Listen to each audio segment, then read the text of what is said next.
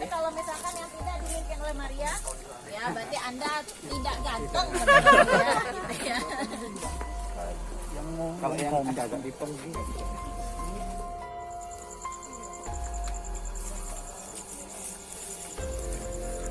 Kita sudah ada di depan makamnya Menir Dr. B.M. Surman. Ini adalah pendiri Sekolah Pendeta Balai Wiyoto. Itu yang di dekat rumah sakit RST. RST. Nah, kenapa kita ada di sini? Ini beliau adalah seorang yang penting dan juga dia seorang Belanda. Beliau adalah seorang Belanda, mencintai budaya Jawa. Jadi beliau juga bisa dibilang tokoh penting untuk gereja Jawi Wetan. Karena beliau juga membuat Injil dalam bahasa Jawa.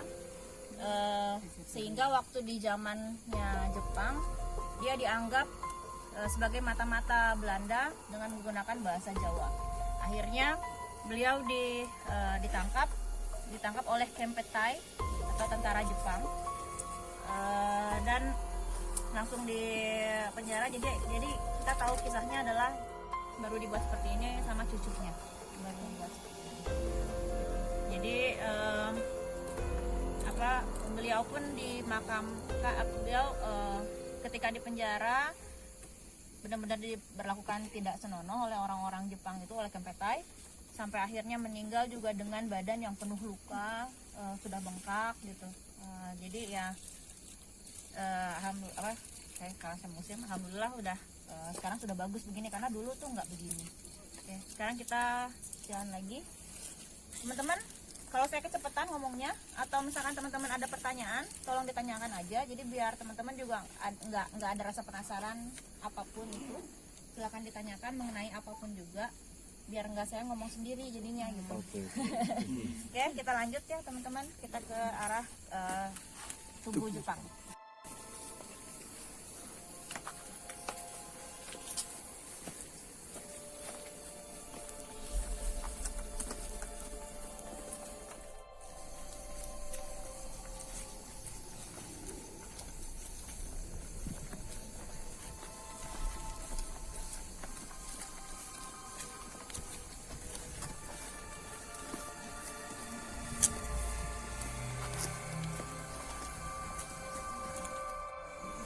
Sini ceritanya, lampunya nggak pernah bisa hidup ya Pak. Lampunya cerita yang dibikin oleh orang-orang di sini tahun 1960 sampai 1970. Kenapa? Karena dulu pernah menjadi tempat prostitusi ilegal di sini. Jadi diceritakan seperti itu supaya tidak ada orang yang datang ke sini, supaya orang-orang takut untuk masuk ke sini. Jadi kegiatan mereka tidak terganggu.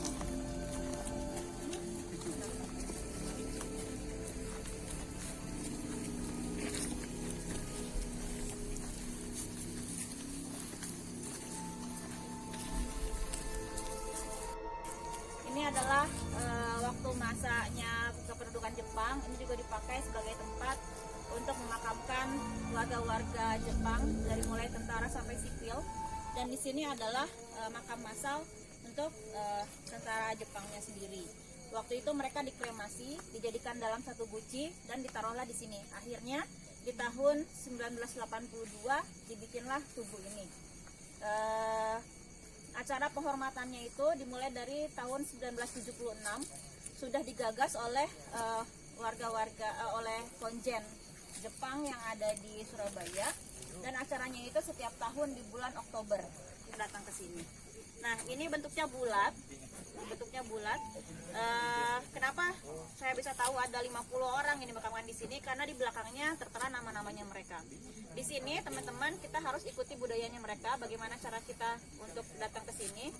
Kita mengikuti tata caranya orang-orang Jepang ketika upacara penghormatan leluhur. Nanti teman-teman satu persatu berdiri di sini dulu. Berdiri di sini, membungkuk, bilang dalam hati arigato atau 1, 2, 3 gitu. Nanti maju ke depan, di tengah tugu itu nanti nunduk lagi. Setelah itu balik lewat ke sana. Jadi dari kiri ke kanan. itu tradisinya mereka seperti itu. Kenapa? Karena kalau di Jepang mereka percaya bahwa apapun itu selalu harus dari kiri dan kanan, dari kiri kemudian ke kanan, karena dari yang buruk akan menjadi baik. Menulis pun sama, dari kiri terus ke kanan gitu. Saya mulai, nanti setelah itu teman-teman bisa bergantian, bisa juga muter ke belakang, nanti turun dari sana. Nanti habis itu kita diskusi sebentar, baru kita lanjutkan lagi perjalanan dia.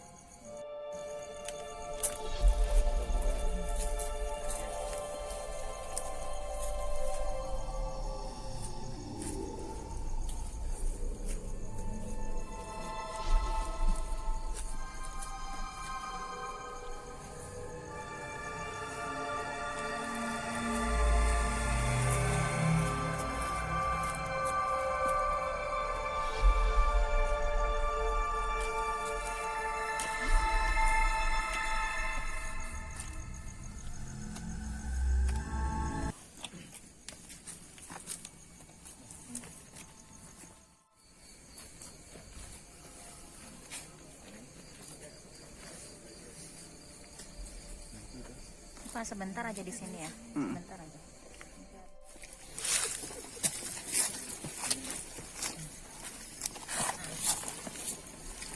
Kita sekedar cerita aja. Kalau dulu ada teman-teman yang paham gitu ya, atau bisa melihat-lihat katanya, saya sih juga nggak tahu.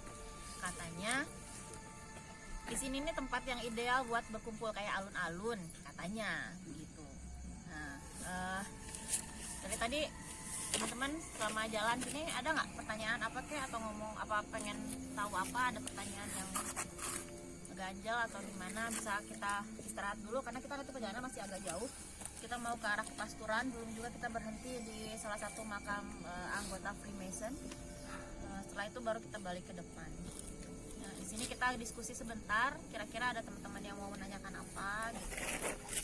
Kalau dulu sih teman-teman di sini bilang ada beberapa yang ketika datang ke sini ngerasa sakit perutnya atau ngerasa lehernya sakit. Mungkin ya, karena waktu saya tanya dulu sama Bapak Masaki Tani, konjen Jepang, beliau bilang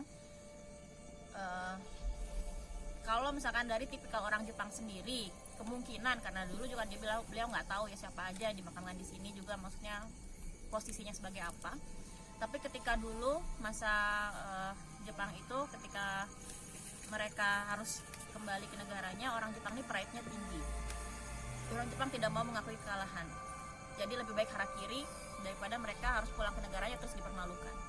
Nah, salah satunya mungkin katanya perutnya sakit, mungkin karena ada beberapa yang memang harakiri gitu. Mungkin, saya nggak tahu. Nah, jika saya memikirkan bahwa ketika masa pendudukan Jepang, otomatis kan orang-orang Jepang tuh yang benar-benar kesini gitu ya, misalnya orang-orang Belanda udah mulai menghilang, udah mulai kembali ke negaranya gitu. Bahkan juga kalau misalkan saya bawa tamu orang Belanda, mereka selalu cerita ketakutannya mereka ketika itu. Semua keluarga bilang Nippon koma, artinya adalah orang Jepang datang gitu. Setiap kali kemana-mana mereka selalu bilang Vorsicht mit Nippon, hati-hati sama orang Jepang gitu. Jadi mungkin kan karena dulu sudah diduduki oleh Jepang, jadi akhirnya memang dipakai untuk memakamkan orang Jepang. Mungkin seperti itu ya. Jadi nggak ada ininya sih, maksudnya ketakutannya gimana, karena kan memang kedudukan Belanda juga waktu itu sudah mau selesai kan. Maksudnya ada baiknya juga dari orang Nippon itu, karena mereka tidak mengubur atau menghilangkan semua kayak makam dari orang-orang yang istilahnya public figurnya dari Belanda gitu yang ada di sini gitu. Biasanya kan kalau kita tahu ketika Jepang sudah merajai satu tempat, itu dia akan menghapus semua dari musuh-musuhnya gitu. Kurang paham ya, mungkin begitu, ada benarnya katanya Mas gitu. Cuma balik lagi sih, kalau saya pikir dulu kan juga orang-orang Jepang juga membutuhkan suatu tempat gitu, misalnya kayak ada beberapa loji gitu kan yang memang dipakai akhirnya sama orang-orang Jepang juga kan gitu, karena mereka juga butuh tempat untuk berkumpul dan lain-lainnya gitu. Mungkin ada beberapa tempat yang mungkin mereka pikir nggak usah iniin deh gitu, karena kita butuh juga mungkin kayak gitu ya. Saya juga nggak tahu karena saya di masa itu kan kita belum lahir. Iya benar.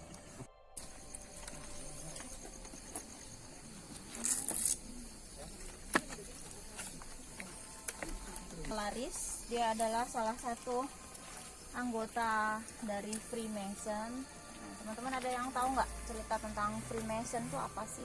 Sedikit.